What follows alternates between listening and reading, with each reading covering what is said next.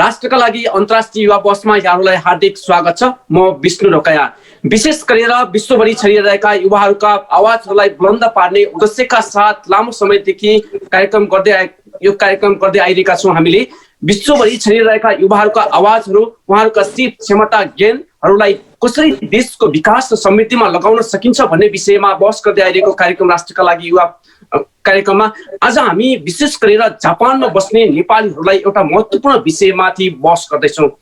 गैरावासी नेपाली सङ्घ जापानले केही समय पहिला मिराई लाइफ इन्सुरेन्स कम्पनीसँग एउटा सम्झौता गरेको थियो। जापानमा बस्ने सबै नेपालीहरूलाई चाहिँ कसरी जीवन बिमा र स्वास्थ्य बिमामा समेट्न सकिन्छ भनेर त्यसैको विषयवस्तुमा केन्द्रित रहेर आज हामी बहस गर्नेछौँ। आज हामीसँग मिराई लाइफ इन्सुरेन्स कम्पनीका प्रबन्ध निर्देशक दीपक कमल अधिकारी सर हुनुहुन्छ। सर, यहाँलाई कार्यक्रममा हार्दिक स्वागत छ। हजुर, नमस्कार, धन्यवाद विष्णुजी। विशेष गरेर तपाईँ मिराई लाइफ इन्सुरेन्स कम्पनीको प्रबन्ध निर्देशक हुनुहुन्छ। गैरावासी नेपाली सङ्घ जापानले केही समय अगाडि तपाईँको कम्पनीसँग एउटा समझदारी गरेको थियो। विशेष गरेर जापानमा बस्ने सबैजना नेपाली दाजुभाइ तथा दिदीबहिनीहरूलाई सबैलाई चाहिँ यो जीवन बिमा र स्वास्थ्य बिमामा समेट्ने भनेर यो अहिले कुन अवस्थामा छ, कस्तो चरणमा छ, अलिकति जानकारी गराइदिनुहोस् न। धन्यवाद विष्णुजी। मुख्यतः हामी सबैलाई थाहा भएको विषय, यो जापानमा हामी नेपालीको सङ्ख्या बढिराखेकै छ। 1 लाखको हाराहारीमा हामी नेपालीहरू पुग्यौँ। तर हामीहरूको जनजीवन अथवा लाइफस्टाइल भनौँ न, त्यो चाहिँ विकास हुने क्रममै छ। भनेपछि अहिलेको स्ट्याटस हेऱ्यौँ भने हामी एकदमै पुवर कन्डिसनमै छौँ भनौँ न। हाम्रो कम्युनिटीको स्वास्थ्यको स्थिति होस् अथवा रोजगारको स्थिति होस् अथवा लाइफस्टाइल होस्, होइन, त्यो सबै कुराहरूमा। त सबभन्दा ठुलो पाटो के रहेछ भने हामीहरूको कम्युनिटीहरूले नै कम्युनिटी मुभमेन्टहरूबाट, कम्युनिटीको अर्गनाइजेसनहरू अथवा हामीहरू आफ्नै समुदाय अन्तर्गत नै सामान्य दुःख पर्दा पनि समुदायले नै सहयोग गर्ने, दुःख पर्दा समुदायकै आश गर्ने, त्यो खालको प्रवृत्ति त हामीहरूमा छ। जबसम्म हाम्रो समाज माथि विकास हुँदैन तबसम्म त्यो रहन्छ नै। तर मेन चाहिँ अहिले आएर के भइसक्यो भने सबैलाई, अब जापानमा सबैलाई आफ्नो आफ्नो प्रब्लम छ, होइन, अरूकोलाई सहयोग गर्ने पनि एउटा लिमिट हुने रहेछ। त्यो भइसकेपछि एक किसिमबाट सबैलाई गाह्रो पनि भइसकेको स्थितिमा मान्छे बिमारीमा पैसा उठाउने, मान्छे केही उसको मृत्यु भयो फेरि उसको लागि पैसा उठाउने, यो खालको प्रवृत्तिलाई मिनिमाइज गरौँ। हामी जापान जस्तो विकसित देशमा छौँ, त्यहाँ भइसकेपछि एटलिस्ट एउटा इन्सुरेन्स गरेर आफ्नो स्वास्थ्य र आफ्नो जीवनलाई चाहिँ सुरक्षित राखौँ भन्ने अभियान चाहिँ सबैको रहरको विषय थियो। एनआरएन चाहिँ अब सबभन्दा ठुलो भनौँ न, अथवा एउटा छाता सङ्गठनको हिसाबले एनआरएनले हाम्रो समुदायको लागि के खालको इन्सुरेन्स पोलिसीहरू सस्तोमा ल्याउन सकिन्छ भनेर वर्कआउट गरेको पनि थियो। एनआरसँगै हामीहरूले पनि अप्सनहरू एक्सप्लोर गर्दै जाँदा के देखियो भने संस्थाले नै हाम्रो इन्सुरेन्सको प्लानहरू इन्ट्रोड्युस गर्न चाहिँ 2-3टा कारणहरूले नमिल्ने कारण के भने संस्था 2 वर्षमा उसको नेतृत्व पनि चेन्ज हुन्छ, प्लस उसको आफ्नै अपरेटिङ अफिस छैन, सपोर्ट दिने ठाउँ छैन। यो त संस्था हो नि त। फेरि यसमा फाइनेन्सको पनि कुरा त इन्भल्भ हुने भयो नि त। इन्सुरेन्सको फी लिन पर्यो, उठाउन पर्यो भनेपछि इन्सुरेन्सको प्लानहरू संस्थाले, एनजिओ अन्तर्गतको के अरे एनपिओ हो जिनले चाहिँ त्यो खालको अपरेट गर्न नसक्ने स्थिति भइसकेपछि अनि हामीले चाहिँ एनआरएनलाई, हामी इन्सुरेन्स कम्पनी हो, होइन, यही विदेशीहरूको लागि नै इन्सुरेन्सको सर्भिसहरू दिन मिल्ने किसिमबाट र विदेशीकै निडहरूलाई, विदेशीकै जरुरतलाई ख्यालमा राखेर बनाएको इन्सुरेन्स कम्पनी। त्यो भएको भएर हामी नेपाली समुदायको लागि एनआरएन भने हामी चाहिँ एकदमै सानोभन्दा सानो सस्तो कस्टमा बेसिक इन्सुरेन्स चाहिँ हामी दिन सक्छौँ भन्नेको निचोड निकालिसकेपछि एनआरएन र हामीले चाहिँ सहकार्य त्यो हिसाबले गरेको। सहकार्य भन्नाले एनआरएनले इन्सुरेन्स बेच्दै हिँड्ने चाहिँ होइन है, फेरि त्यो पार्टमा हामी कन्फ्युज नहौँ। उसले चाहिँ इन्सुरेन्समा छिरौँ, इन्सुरेन्स अवेरनेस क्याम्पेन। मेन कुरा चाहिँ समस्या के छ भने महिनाको 1000 येन तिर्नु, 800 येन तिर्नु ठुलो कुरो होइन, पैसा ठुलो होइन, मेन चाहिँ अवेरनेस। जापानमा आइसकेपछि मान्छेले 2 लाख 3 लाख कमाउँछ, त्यसमध्येको 1000 महिनाको खर्च गर्नु त ठुलो कुरो होइन नि त। तर त्यहाँसम्म त्यो खालको खर्च गरेर म यो किसिमको स्किम लिएर म सेक्योर हुन्छु भन्ने कुराको ज्ञान र नलेजको कमी नै हो।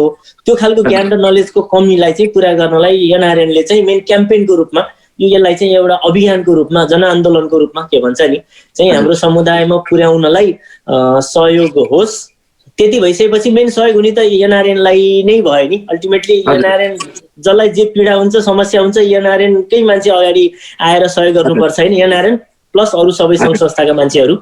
त्यो हिसाबले चाहिँ यसलाई चाहिँ एउटा प्रोफेसनल एप्रोचमा लिएर जाउँ भनेर सहकार्य भएको मात्र हो। हजुर, जस्तै अहिले यो जीवन बिमा र अलिकति स्वास्थ्य बिमा एउटै प्याकेजमा भन्ने कुरा पनि आएको छ र गैर नेपाली सङ्घले जुन एउटा यो महत्त्वपूर्ण एउटा कार्यक्रम सुरु गरेको छ तपाईहरुसँग एउटा सम्झौता गरेर यो सबै नेपालीहरुको लागि निकै महत्त्वपूर्ण र आफ्नो परिवारको सुरक्षाको लागि पनि निकै महत्त्वपूर्ण छ। ठ्याक्कै भनिदिनुस् कि जस्तै हामी नेपालीहरु अथवा जसले यो यसमा इन्ट्रेस्ट राख्नुहुन्छ यसले के फरक पार्छ, के लाभहरु लिन सकिन्छ इन्स्योरेन्स गर्यो भने, हामीले किन इन्स्योरेन्स गर्ने, ठ्याक्कै भनिदिनुस् त अलिकति सर। यसमा यो जापानमा जति पनि तपाईहरुले हेर्नु भने एउटा मोबाइल हामी बोकेका हुन्छौं, मोबाइलको पनि इन्स्योरेन्स गरेका हुन्छौं, साइकल चलाउँछौं साइकलको इन्स्योरेन्स, घरमा बस्छौं घरको इन्स्योरेन्स, हरेक चीजको इन्स्योरेन्स गरेका हुन्छ। र लाइफकोमा के रहेछ यो इन्स्योरेन्समा दुईटा मेन चाहिँ दुईटा इन्स्योरेन्स हुन्छ। एउटा मेडिकल बुझिहाल्नु भयो, जापानको सरकार अन्तर्गत सबै यहाँ जापानमा आउनेहरूले रेसिडेन्स भएकाहरूले जापान सरकारको कोकुमिन अथवा साकाई होकेनको इन्स्योरेन्समा त छिरेका हुन्छन्। त्यो इन्स्योरेन्स मेडिकल इन्स्योरेन्स मात्र हो है। त्यो मेडिकल इन्स्योरेन्सले दिने के हो भने 70% कभर गर्छ कि जति पनि मेडिकल कस्ट आउँछ नि, हस्पिटलको कस्ट होस् अथवा मेडिसिनको कस्ट होस् 70% कभर गर्छ। 30% चाहिँ तपाईले तिर्नै पर्छ के। 30% भनेको नि एकदमै ठुलो अमाउन्ट हुन्छ। भनिसकेपछि 30% को ठुलो अमाउन्ट बिरामी भइयो भने त्यो तिर्नु भनेको त 1-2 लाखको बिल आउँछ। सामान्य 4-5 दिनलाई हस्पिटलाइज भइयो भने 1-2 लाखको बिल आउँछ। 30% बाटै बिल आउने भनेको 1-2 लाखको हुन्छ।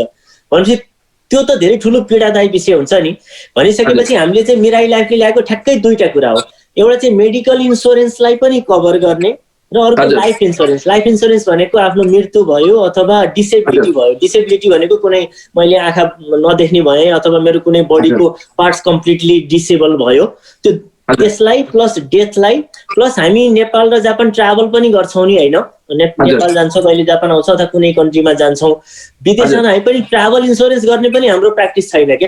ट्राभलमा जाँदा अथवा नेपालमै गयो बेला केही ठुलो दुर्घटना होला अथवा त्यही गएर बिरामी भइएला भनेपछि ट्राभल इन्स्योरेन्सलाई पनि यो तीनटै कुरालाई कभर गर्ने गरेर हामीले सस्तोमा मिराई लाइफको इन्स्योरेन्स निकालेको। जस्तै यसमा अलिकति दिने भनेको लाइफ दिने भयो, मेडिकल दिने भयो, ट्राभल इन्स्योरेन्स दिने भयो, तीनटा दिने भयो। हजुर, जस्तै यसमा जीवन बिमा र स्वास्थ्य बिमाको अथवा यसको पोलिसी छुटछुटै पैसा तिर्नु पर्ने हो या जुन तपाईहरुले जस्तै मन्थली 1000, 1500, 2000 तिर्नु पर्ने छ सबै एउटै प्याकेजमा चाहिँ त्यो आउने हो कि यसको फरक फरक पैसा कस्टहरु लाग्ने कि कस्तो हो यसमा? पर्दैन, सबै एउटै प्याकेजमा आउँछ। हाम्रो प्याकेज चाहिँ 783 बाट सुरु हुन्छ भनेको 783 एन बाट सुरु हुन्छ। त्यो तिरिसकेपछि मेडिकल इन्स्योरेन्सको पनि आयो, लाइफ इन्स्योरेन्स पनि यसैले कभर गर्यो र ट्राभल गर्दाखेरिको भनौं न ट्राभलमा पनि मेडिकल अथवा कुनै इमर्जेन्सी भयो भने त्यसको पनि यसैले कभर गर्छ। हजुर, एउटै कस्टले एउटै प्राइसले यो सबै कभर गर्छ है। भनेको सबै कुराहरु त्यसभित्रै पर्ने भयो नि त। जस्तै अब अलिकति मिराई लाइफ इन्स्योरेन्सले केही समय अगाडि एउटा चाहिँ सार्वजनिक एउटा डाटा पनि निकालेको थियो। जस्तै जापानमा करिब 1 वर्षमा 15 देखि 20 जना नेपालीहरुको मृत्यु हुने, त्यति नै अङ्गभङ्ग हुने अथवा लामो समय हस्पिटल बस्नु पर्ने समस्या चाहिँ पछिल्लो समय धेरै नै बढ्दै गएको छ। त्यो हामीले देखि पनि रहेका छौं। यसको बारेमा अलिकति डिटेल बताइदिनुस् न सर। हामीले एउटा सर्वे गरेका थियौं 500 जना मान्छेहरूलाई, अलग अलग यो कुकदेखि लिएर स्टुडेन्टदेखि लिएर बिजनेस सेक्टरदेखि लिएर अलग अलग प्रोफेसनको मान्छेहरूलाई सर्वे गरेर डेटा निकाल्दा चाहिँ एकदमै दुःख लाग्दो स्थिति नै देख्यौं के। अब त्यो सबैलाई थाहा भएकै जानकारीको विषयमा 1 वर्षमा 25 देखि 30 जना मर्ने यो त सबैलाई थाहा भएकै विषय छ। यो त बाहिर आउने भनेको मरेको मात्र विषय आउँछ के। बाहिर मर्ने बित्तिकै त अलिक ठुलै सङ्कट भयो नि त। त्यो भइसकेपछि बाहिर डेटा थाहा हुन्छ। भित्र हस्पिटलाइज भएको प्लस कतिजना मान्छे लङ जस्तो कोही कस्तो खालको हस्पिटलाइज पनि हुन्छ भने 4-5 महिना हस्पिटलाइज हुने खालको बिमारी पनि हुन्छ के। त्यस्तो खालको बिमारीदेखि लिएर मिनिमम हाम्रो पपुलेसनको 12% मान्छे चाहिँ वर्षमा एकचोटि लङ भनौं न हस्पिटलाइज हुने खालको बिमारी यीबाट गुज्रेको देखिएको छ सर्वेले, डेटाले के। 12% भनेको धेरै ठुलो नम्बर हो। हामीले त्यो एउटा निकालेका थियौं र अहिलेको एभरेजमा के छ 12% मान्छे हस्पिटलाइज भएको छ, वर्षको 25 देखि 30 जना मान्छेको डेथ भएको छ र अरु सामान्य बिरामी हुने, घरमै सामान्य उपचार गरेर ठिक हुने मान्छे त धेरै नै छ।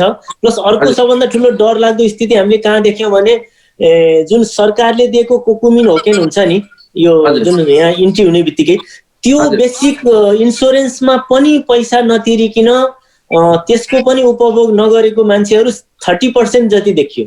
30% भनेको धेरै ठुलो नम्बर हो। हजुर, तिनीहरूको लागि त कम्प्लिटली केही सामान्य बिरामी भयो भने पनि 70% पनि डिस्काउन्ट हुने भएन नि त, होइन र? 100% तिर्नु भनेको त एकदमै एकदमै त्यो चाहिँ 30% मान्छेको स्थिति त्यो छ। सुरुमा इनरोल हुन्छ अनि पैसा तिर्दैन नि त, 1 वर्ष पैसा तिरेन भने त्यो आफै फेरि पैसा नतिरेसी त त्यो इन्सुरेन्सको कार्ड आउँदैन। अनि कति अलि रिसेन्टली अलिकति सानसाना क्राइमहरू पनि देख्न थालेका छौँ। कस्तो खालको क्राइम देखेका छौँ भने जस्तो तपाईँ इन्सुरेन्समा छिर्नु भएको छ, तपाईँसँग इन्सुरेन्सको कार्ड छ भने यो अर्कोलाई, अर्को बिरामी भयो जसले पैसा तिरेको छैन, त्यो अर्काको कार्ड लिएर गएर इन्सुरेन्सको सर्भिस लिन खोज्ने के समातिएन भने त थाहा भएन, समातेपछि त त्यो अनि रिसेन्टली समातेका केसहरू धेरै देखिन थालेका छन्। भनेपछि यस्ता खालका यो हेल्थ सम्बन्धी प्रब्लमहरूलाई चाहिँ ओभरकम गर्न सानसाना क्राइमहरू पनि बढ्न थालेका छन् के। यसलाई अब ठुलो क्राइम त भएन, सानसाना के बदमासीका कामहरू पनि बढेका छन्। त्यस्तो खालको कुराहरू पनि हामीले सर्वेमा देख्यौँ। अब अलिकति हामी जस्तै यो होकेन अथवा इन्सुरेन्स कस्तो कस्तो व्यक्तिले गर्न पाउनुहुन्छ, अथवा भिजाको जापानमा त अलिकति हामी विदेशमा बस्दाखेरिमा भिजाको कुराहरू पनि आउँछ, अथवा स्टुडेन्ट अथवा कामदारको भिजामा, अथवा अहिले पछिल्लो समय सरकारले अथवा कामदार भिजामा पनि नेपालीहरूलाई ल्याउने तयारी पनि गरिरहेको छ र कतिजना पहिले पनि आइसक्नु भएको छ। कस्तो कस्तो मान्छेले यो इन्सुरेन्समा इन्भल्भ हुन पाउनुहुन्छ, अलिकति यसको बारेमा जानकारी गराइदिनुहोस् न। हामीले ल्याएको इन्सुरेन्सले चाहिँ सबै किसिमको मान्छे जुनसुकै visa status, even visa expire भएको अथवा रेफ्युजीमा भनौँ न, रेफ्युजी एप्लाई गरेको, भिसाको स्ट्याटस भनौँ न नपाएर रेफ्युजी एप्लाई गरेकोदेखि लिएर ट्राभलमा टेम्पोररी, पहिले चाहिँ हाम्रो प्यारेन्ट्सहरूलाई बोलाउँछौँ नि हामी 3 महिनाको लागि 6 महिनाको लागि त्यस्तो, अथवा घुम्न आएको भनौँ न, टेम्पोररी आएकोदेखि लिएर रेफ्युजी एप्लाई गरेको भिसाको स्ट्याटस नभएकोदेखि लिएर भिसाको प्रोपर स्ट्याटस भएको सबैलाई समेट्ने गरेर हामीले प्लान ल्याएका छौँ। भनेको सबैले एप्लाई गर्न पाए।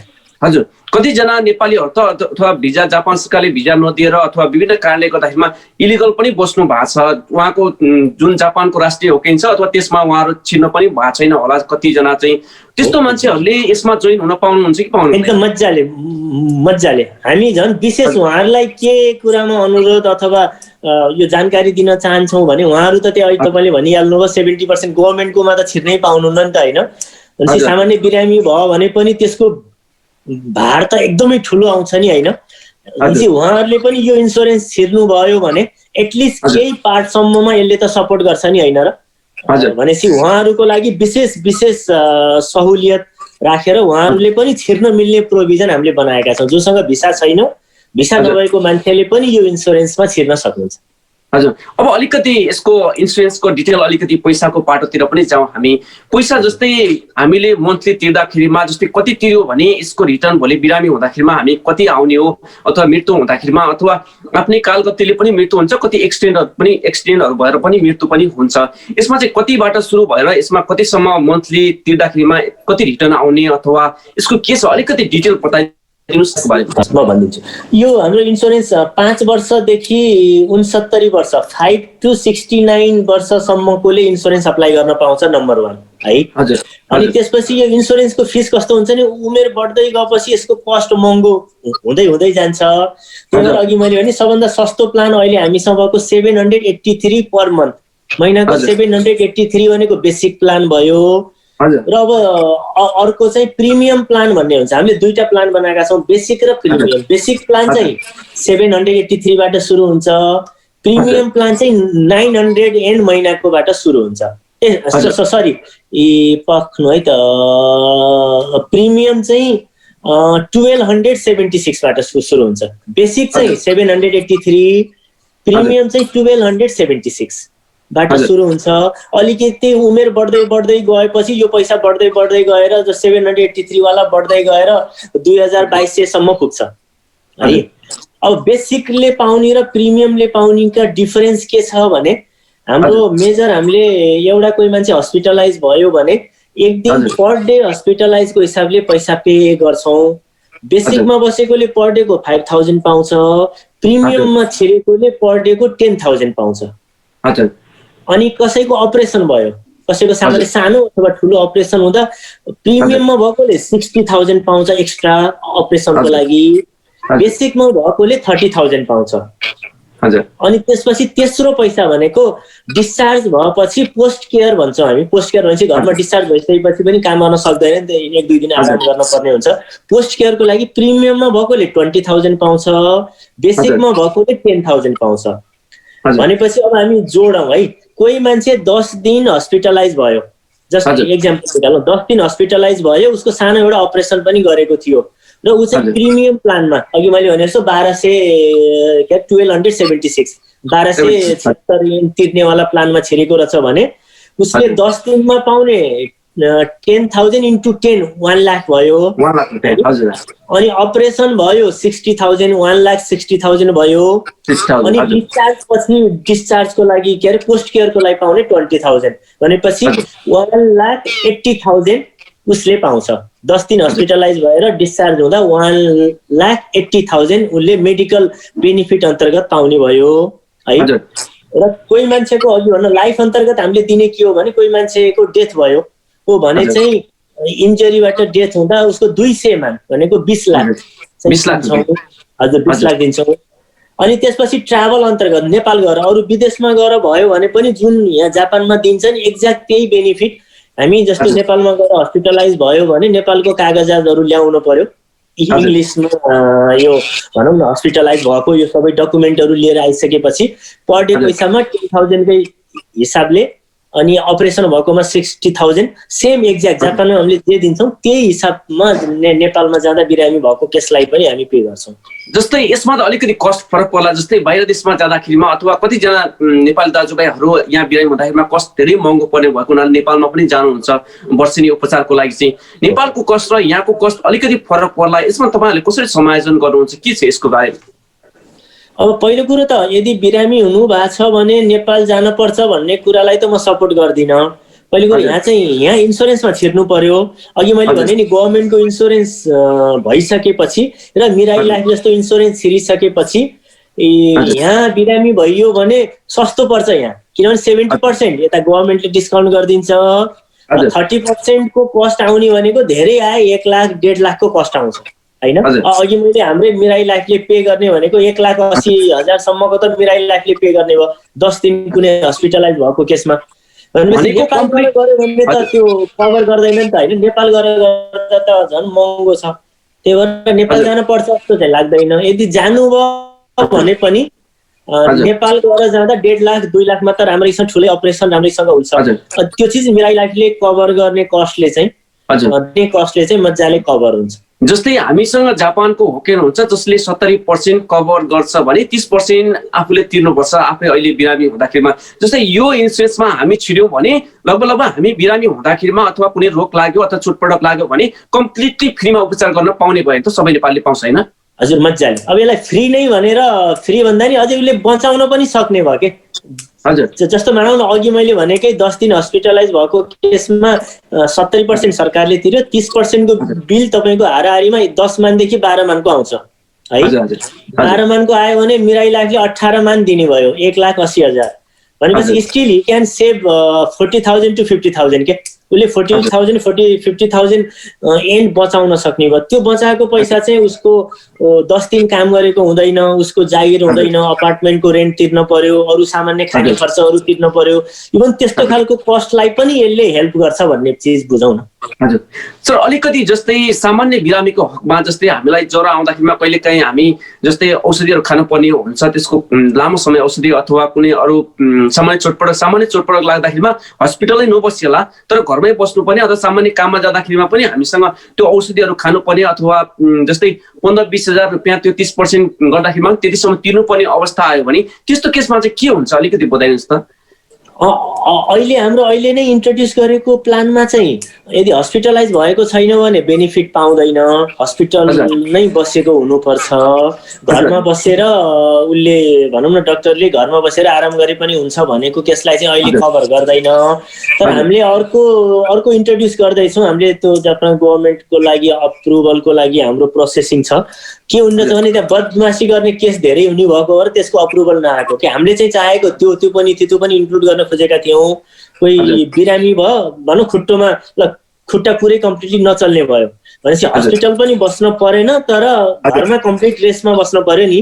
पैसा त 30% त तिर्नु पर्यो त, त्यहाँ पनि महँगो त पर्यो त। पर्यो एकदमै। त्यो त काम पनि गर्न पाएको न, महँगो पर्छ। त्यो पार्टलाई पनि समेट्ने खालको स्किम चाहिँ हाम्रो अलमोस्ट अप्रुभलको प्रोसेसमा छ। जापान गभर्मेन्टले सायद चाँडै अप्रुभ गर्छ होला। त्यो अप्रुभ गरिसकेपछि नयाँ आउने स्किममा भनौँ न सायद केही महिनाभित्रमा हामीले त्यो प्लानलाई पनि इन्क्लुड गर्छौँ। आजको दिनमा चाहिँ घरमा बसेर ट्रिटमेन्ट गरेकोलाई चाहिँ कभर गर्दैन। जस्तै अहिलेको जुन यो जीवन बिमा र स्वास्थ्य बिमा मिरा लाइफले अलिकति जापानमा बस्ने सबै नेपालीहरूलाई गर्ने भनेर जुन एउटा अभियानको रूपमा चाहिँ सबै ठाउँमा अगाडि बढाइएको छ भनेपछि यसको चाहिँ जस्तै सामान्य बिरामी अथवा सामान्य कुनै चोटपटक लागेर सामान्य काममा गइरहने अथवा घरमै बस्नुपर्ने अवस्थाको पैसा चाहिँ खास कभर गर्दैन, अलिकति सिरियस भयो हस्पिटलाइज भयो र त्यसको पैसा मात्रै कभर गर्छ भन्न हामीले यसरी बुझ्दा हुन्छ। हजुर हजुर हो हजुर। अब अलिकति जस्तै कस्तो रोग लागेको व्यक्तिले अहिले पनि जस्तै हामी कतिजना नेपालीहरूले अथवा रोग पनि होला, कतिजना बिरामी पनि हुनुहुन्छ होला, जस्तै कस्तो रोग लागेको मान्छेले यसलाई अहिले पनि एप्लाई गर्न पाउनुहुन्छ? जस्तै एप्लाई गर्दाखेरिमा जस्तै रोग पनि लागेको हुन्छ, उहाँले त पैसा पनि तिर्नुहुन्छ, भोलि तुरुन्तै हस्पिटलाइज हुने अवस्था आयो भने यसमा के छ, कस्तो छ प्रावधान अलिकति बताइदिनुहोस् न। यसमा कस्तो छ भने तपाईँ यो इन्सुरेन्समा छिर्ने बेलामा तपाईँलाई कस्तो छ, तपाईँको कन्डिसन सबै आफूले सेल्फ डिक्लेयर गर्नुपर्ने हुन्छ। जस्तो मानौ मलाई क्यान्सरको केही सिम्टम्स देखिया छ भनौँ, जस्तो एक्जाम्पल कुनै पार्टमा के मेरो अब के को क्यान्सर हो, त्यो पनि क्यान्सरको पनि पार्ट हुन्छ नि, अथवा कुनै केही बिमारी छ भने एक्ज्याक्ट अलरेडी त्यही भइराखेको बिमारी आइडेन्टिफाई भइसकेको बिमार हुँदा चाहिँ इन्सुरेन्समा छिर्यो भने त्यही बिमारीको ट्रिटमेन्टलाई यसले कभर गर्दैन है। हजुर। जस्तो मेरो टाउकाको प्रब्लम थियो, म इन्सुरेन्स छिर्ने बेलामा मैले डिक्लेयर पनि गरेँ मेरो टाउकाको समथिङ यो ब्रेनमा प्रब्लम छ भनेर डिक्लेयर गरेँ, म त्यसको मेडिकल ट्रिटमेन्टमा छु भनेर पनि म इन्सुरेन्समा छिर्न चाहिँ पाएँ है। अब भोलि मलाई त्यही टाउकाकै बिमारीले हस्पिटलाइज हुन परेको केसमा चाहिँ बेनिफिट आउँदैन, तर मलाई अर्को पेटमा प्रब्लम भयो, त्यो बाहेक अरू कुनै बिमारी भयो भने चाहिँ त्यसले कभर फेरि मजाले गर्छ है। अहिलेको सबैले इन्सुरेन्स चाहिँ सबैले गर्न पायो र तर अहिले भइरहेको बिरामीको चाहिँ जस्तै इन्सुरेन्स गर्यो भने त्यो पाएर भोलि नयाँ बिरामी भयो अथवा नयाँ समस्याहरू उत्पन्न भयो भने त्यसबाट पाउनु पर्ने सेवाहरू चाहिँ मिरा लाइफबाट चाहिँ पाउन सकिन्छ होइन? एकदम। अब अलिकति हामी हजुर अलिकति फरक पाटोमा जाउँ। अलिकति जस्तै जापानभरि विभिन्न क्षेत्रमा नेपालीहरू छरिएर बस्नु भएको छ, जस्तै यसमा तपाईँहरू सबै ठाउँमा पुग्नको लागि कसरी तयारी गर्दै हुनुहुन्छ? अलिकति एनआरएनसँगको कोर्डिनेसन त भइरहेछ, तर तपाईँहरूले आफ्नो पाटोबाट कसरी पुग्ने सम्भावना छ या कस्तो छ? एकदम राम्रो क्वेसन सोध्नु भयो। यो चाहिँ सबभन्दा जापानको रुल कस्तो रहेछ भने अहिलेसम्मको रुल चाहिँ इन्सुरेन्स छिर्दा जापानिजै पढ्न पर्ने, पेपरमा साइन हानको गर्न पर्ने है। जापानिज पढ्न आउँदैन भने इन्सुरेन्समा छिर्न नपाइने, आफैले पढ्नु पर्यो, फेरि अर्कोले पढ्दै नि भएन। त्यस्तो खालको कम्प्लिकेसन भएको भएर पनि हाम्रा विदेशीहरू इन्सुरेन्समा नछिरेका हुन्। पहिलो नम्बर मेन हामीले त्यसैलाई तोड्नको लागि कम्प्लिटली पेपरलेस बाट वेबबाट हाम्रो miraiLifeCare.com अथवा अब अर्को हप्तादेखि हाम्रो मिराई लाइफ इन्सुरेन्सको एप्लिकेसन पनि मोबाइल एप पनि आउँदैछ, सायद अर्को हप्ता रिलिज हुन्छ होला है। त्यो रिलिज भइसकेपछि मोबाइल एप डाउनलोड गरेर मोबाइल एपबाट आफ्नो इन्फर्मेसनहरू भरेर त्यहीबाट इन्सुरेन्स छिर्न पाइयो, अथवा अहिले चाहिँ इमिडिएटली miraiLifeCare.com वेबसाइटमा गएर आफैले फर्महरू भरेर आफैले डकुमेन्टहरू आफैले सेल्फ डिक्लेयर गरेर 5 मिनटमा इन्सुरेन्स प्लानमा छिर्न सकिन्छ। 5 मिनटमा भनेपछि जहाँसुकै यो फुकुओकादेखि लिएर के भन्छ अब यो ओकायामामा होस् होक्काइडोमा होस् जहाँसुकैको साथीहरूले पनि वेबसाइटमा गएर miraiLifeCare.com मा गएर त्यहाँ एप्लाई नाउमा गएर आफ्नो फर्म भरेर त्यहाँबाट इन्सुरेन्समा छिर्न मजाले सक्नुहुन्छ। त्यही भएर हाम्रो कहीँ पनि ब्रान्च नै यहाँ नागोयामा ब्रान्च छैन, ल नागोयाको मान्छे छिर्न पाएन भन्ने चाहिँ त्यस्तो केही पनि छैन। हजुर आदरणीय दर्शकबिन, आज हामी राष्ट्रको लागि अन्तर्राष्ट्रिय युवा बसमा विशेष गरेर जापानमा बस्ने नेपाली दाजुभाइहरूको लागि गैरावासी नेपाली सङ्घ र मिराई लाइफ इन्सुरेन्स कम्पनी बीच भएको एक खाली सबैलाई इन्सुरेन्स गर्नुपर्छ, जीवन बिमा र स्वास्थ्य बिमा अथवा ट्राभल सबै एउटै प्याकेजमा ल्याएको मिराई लाइफको बारेमा विशेष बहस गर्दैछौँ मिराई लाइफका महाप्रबन्धक कमल अधिकारीसँग। सर, अब हामी अलिकति केही फरक विषयतिर जाउँ। तपाईँ एउटा युवा अथवा व्यवसायी पनि हुनुहुन्छ, जापानमा बसेर विभिन्न क्षेत्रमा विभिन्न अनुभवहरू पनि बटुल्नु भएको छ। अलिकति तपाईँले जस्तै जापानमा बसेको यो अनुभवहरूलाई सेयर गरिदिनुहोस् न। कस्तो छ जापानमा, हामीले कसरी यो विषयलाई जस्तै हामीले देशको लागि हस्तान्तरण गर्न सक्छौँ, यसलाई कसरी हामीले आफ्नो ठाउँमा केही सिप नयाँ ज्ञानहरू चाहिँ लग्न सक्छौँ, यसको बारेमा अलिकति अनुभव बताइदिनुहोस् न। जापानको मेरो अनुभव चाहिँ एकदमै साधारण छ। मेरो भन्ने पनि समरी पनि के छ भने यहाँ चाहिँ यहाँको एजुकेसन सिस्टम जुन स्कुलिङ भन्छ नि, जापानको मैले सिकेको भनेको जुन कुराको हामीमा कमी थियो, यहाँको स्कुलिङ प्र्याक्टिकल एजुकेसन, इभन बच्चाहरूदेखि लिएर अनुशासनदेखि लिएर यो कामको भ्यालु के हो, यस्ता कुराहरू चाहिँ यहाँको स्कुलिङ चाहिँ एकदमै मन परेको विषय हो। जुन चिज अझै पनि हामी त यहाँ स्कुलिङ गर्न पाएनौँ, यहाँको स्कुल जान पाएनौँ भनेपछि यहाँको स्कुलिङ सिक्नलाई हामीले त्यो चान्स पाएनौँ। तर पनि अहिले हामीले लर्निङ गरेको भनेको लर्निङ गर्न पर्ने र हामीले ट्रान्सफर्म गर्न पर्ने, नेपालमा लिएर जान पर्ने सबभन्दा नम्बर 1 को भनेको यहाँको स्कुलिङ भनेको आफ्नो काम गर्ने मान्छेले कामप्रतिको उत्तरदायित्व कति हुने, आफ्नो रेस्पोन्सिबिलिटी कसरी ओनरसिप लिने भन्ने चिज नै हामीले सबभन्दा सिक्ने पार्ट हो जस्तो लाग्छ यहाँबाट। र नेपाल लाने कुरामा प्लस हाम्रो समाजको कुरामा त त्यति धेरै सोच्न पर्छ जस्तो लाग्दैन। सबै व्यक्तिहरू इन्डिपेन्डेन्टली आफ्नो सुरक्षा आफैले गरिदियो भने कसैले कसैको लागि धेरै सोच्नै पर्दैन के। जस्तो भनौँ न, तपाईँले आफ्नो सुरक्षा आफैले गर्नुभयो, मैले मेरो आफ्नो सुरक्षा आफैले गरेँ, सामाजिक सुरक्षा के। सामाजिक सुरक्षा भनेको पार्ट अफ इन्सुरेन्स जस्ता कुराहरू, हेल्थ इन्सुरेन्सदेखि लिएर गभर्मेन्टले दिएका प्रोभिजनिङहरू राम्रोसँग फलो गरेर सबै आफ्नो ठाउँमा आफ्नो अधिकार प्रयोग गरेर आफ्नो राइट्सहरूलाई र आफ्नो उत्तरदायित्वलाई निर्वहन गर्यौँ भने यति धेरै समाज बनाएर हामीहरूको जुन छ नि यो विकृति भन्छ, त्यो विकृतिलाई राम्रो बनाउनलाई समाज बनाउने भन्यौँ होइन, कम्युनिटी मुभमेन्ट भन्यौँ, त्यस्ता खालका मुभमेन्टहरू धेरै गर्न परेको छ। ती खालका कुराहरू जुन दिन घट्छ त्यो घटाउनु भनेको हामी आफै सक्षम भयौँ, हामी आफ्नै लाइनमा हिँड्न थाल्यौँ भने चाहिँ त्यो अटोमेटिक घट्ने हो। र त्यही खालको ज्ञान र त्यही खालको सिप चाहिँ हामीले ट्रान्सफर्म गर्नुपर्छ जस्तो लाग्छ मलाई होइन।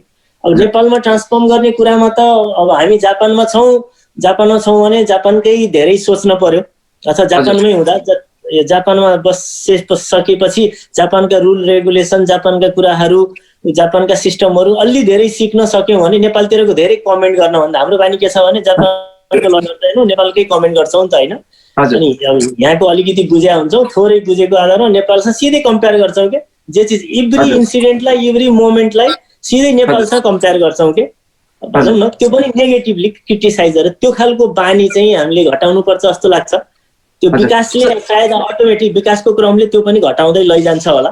अब हामी त अहिले विकासको एउटा फेजमा छौँ नि, हाम्रो कम्युनिटी डेभलपमेन्ट चाहिँ हुँदैछ, सायद त्यही कारणले पनि होला। हजुर, जस्तै हरेक कुनै पनि देश विकासको दृष्टिकोणमा हिँड्यो भने जस्तै हरेक युवा अथवा त्यहाँको हरेक कम्युनिटी व्यावसायिक रूपमा चाहिँ अगाडि नबढेसम्म अथवा त्यहाँको उद्योग धन्दाहरू कल कारखानाहरूको विकास नभएसम्म चाहिँ खासै अगाडि बढ्न धेरै समस्याहरू अथवा रोजगारीका समस्याहरू चुनौतीहरू थपिँदै पनि आएका हुन्छन्। जस्तै जापानमा बसेर तपाईँ एउटा व्यवसाय पनि गर्दै हुन्छ, जस्तै धेरैजना नेपालीहरू पछिल्लो समय जापानमा अध्ययनको सिलसिलामा अथवा व्यावसायिक रूपमा आफ्नो जीवन अगाडि बढाउनको लागि आउने तर्कमा पनि हुनुहुन्छ होला। कति जापानमै बस्ने विद्यार्थीहरू जसले युनिभर्सिटी सक्नु भएको छ, उहाँले पनि व्यवसाय सुरु गर्ने मनसायमा पनि हुनुहुन्छ होला, एउटा आफ्नो प्लान बनाउनु भयो होला। अलिकति जस्तै जापानमा व्यवसाय गर्नको लागि कतिको चुनौतीहरू, अवसरहरू, जस्तै यसको प्रफिट दिने अवस्था कस्तो छ, अलिकति यसको बारेमा बताइदिनुहोस् न। एकदम राम्रो चिज भन्नुभयो। जापानमा बिजनेसको अपर्च्युनिटी स्पेसल्ली इभन हामी विदेशीहरूलाई चाहिँ धेरै छ जस्तो लाग्छ मलाई। हामीले चाहिँ देखेका छौँ हरेक सेक्टरमा अपर्च्युनिटी नै छ। अब यति हो कि अब हामीले डाइरेक्ट प्रफिटको स्केलमा गफ गऱ्यौँ भने जापानमा प्रफिट चाहिँ रिस्क पनि कम छ, प्रफिट पनि कम छ है। फेरि त्यो चिज सबैले बिजनेस गर्नेले बुझ्नुपर्छ, किनभने यहाँको नेसनल इन्ट्रेस्ट नै माइनसमा चल्छ होइन र। सामान्य ब्याङ्कबाट लोन लियो भने पनि 1% 2% होइन गभर्मेन्टले चाहिँ यो ब्याङ्कहरूलाई लोन माइनसमा दिन्छ भनिसकेपछि त्यहीबाट पनि यहाँको प्रफिटको मार्जिन चाहिँ कम हुन्छ भन्ने चिज त सामान्य बुझिन्छ। हाम्रो नेपालमा 10-12% मिनिमम इन्ट्रेस्ट चल्छ भने यहाँ 1% चल्छ भनेपछि 10-12% को त डिफरेन्स छ। जहाँ जुन कन्ट्रीमा इन्ट्रेस्ट हाई हुन्छ त्यहाँ रिस्क पनि हाई हुन्छ, रिटर्न पनि हाई हुन्छ। रिस्क पनि हाई, रिटर्न पनि हाई। जहाँ जुन कन्ट्रीमा इन्ट्रेस्ट कम छ त्यो कन्ट्रीमा रिस्क पनि कम हुन्छ, रिटर्न पनि कम नै हुन्छ।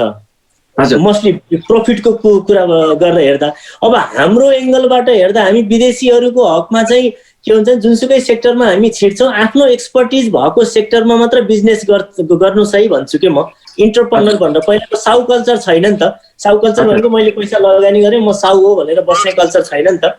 मैले आफ्नो गर्न सक्ने काम मेरो आफ्नो एक्सपर्टिजसँग रिलेटेड कामलाई मैले बिजनेसको रूपमा लएँ भने मैले जापान बस्ने हाम्रा युवा साथीहरूलाई पनि भन्ने सजेस्ट गर्ने के हो भने आफ्नो एक्सपर्टिजमा मात्र बिजनेस गर्नुहोस् भन्छु म।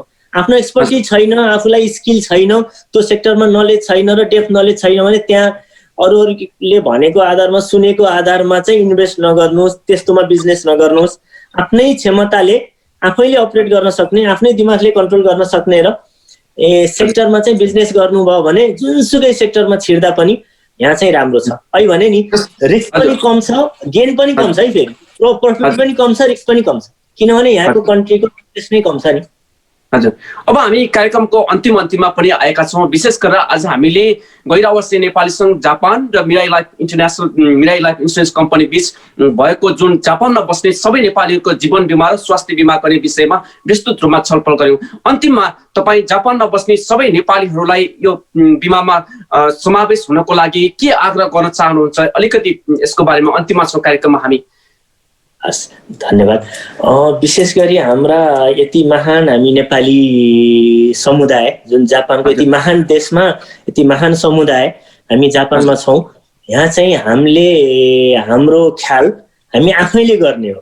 सबैले आफ्नो ख्याल आफैले गरौँ।